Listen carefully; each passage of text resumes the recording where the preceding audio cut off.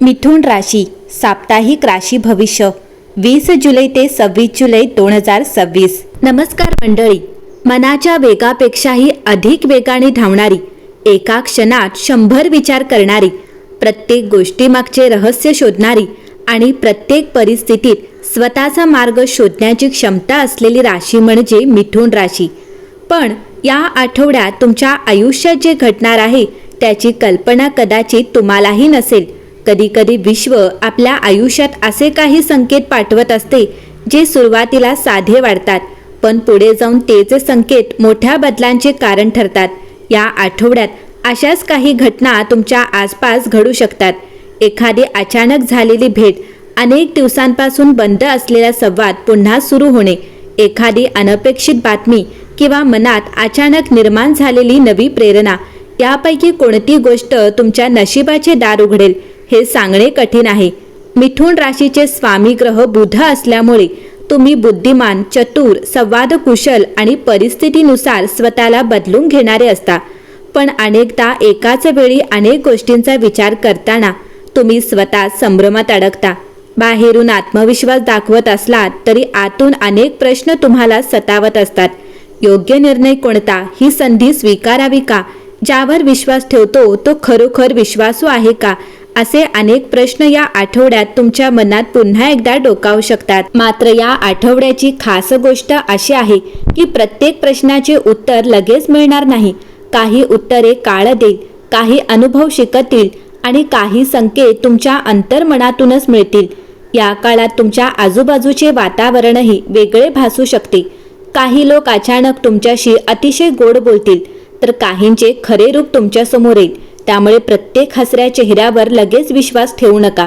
शब्दांपेक्षा कृतीकडे अधिक लक्ष द्या। आर्थिक बाबतीतही विश्व काही नवीन शक्यता निर्माण करत आहे। अडकलेले पैसे, नवीन कामाची चर्चा, एखाद्या जुन्या योजनेला पुन्हा गती मिळणे किंवा अचानक मिळणारी संधी, यापैकी काही अनुभव तुम्हाला येऊ शकतो। पण त्यासाठी घाई न करता योग्य वेळी योग्य निर्णय घेणे अत्यंत महत्त्वाचे ठरेल। नातेसंबंधांमध्येही हा आठवडा महत्त्वाचा ठरू शकतो। काही गैरसमज दूर होतील, काही नाती अधिक दृढ होतील, पण काही ठिकाणी सत्य समोर येण्याची शक्यता आहे। त्यामुळे भावना आणि बुद्धी यांचा समतोल राखणे आवश्यक राहील। आध्यात्मिक दृष्टिकोनातून पाहिले तर हा काळ तुम्हाला स्वतःकडे पाहण्याची संधी देणार आहे। देवावरचा विश्वास, सकारात्मक विचार आणि संयम, या 3 गोष्टी या आठवड्यात तुमची सर्वात मोठी ताकद ठरतील।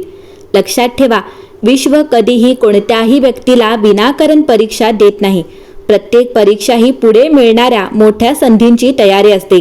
त्यामुळे एखादी गोष्ट अपेक्षेप्रमाणे घडली नाही तरी निराश होऊ नका, कारण कदाचित नियती तुमच्यासाठी त्याहून अधिक चांगले काहीतरी जपून ठेवत असेल। या आठवड्यातील प्रत्येक दिवस एक नवीन संकेत घेऊन येऊ शकतो। एखादा छोटासा निर्णय तुमच्या भविष्यात मोठा बदल घडवू शकतो। म्हणून मन शांत ठेवा, निरीक्षण वाढवा आणि कोणतीही संधी दुर्लक्षित करू नका। तर चला आता पाहूया 20 जुलै ते 25 जुलै 2026 या आठवड्यात कोणत्या दिवशी कोणत्या क्षेत्रात सावध राहायचे, कुठे यशाची शक्यता आहे।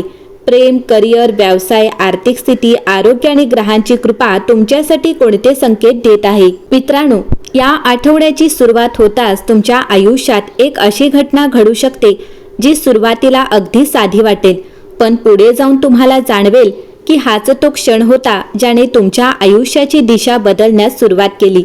विश्व जेव्हा एखादी मोठी संधी देण्याच्या तयारीत असते तेव्हा त्याआधी काही छोट्या परीक्षा नक्की घेते।